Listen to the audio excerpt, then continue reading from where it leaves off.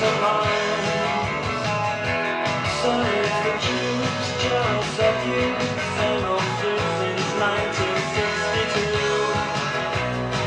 Even the military to step down.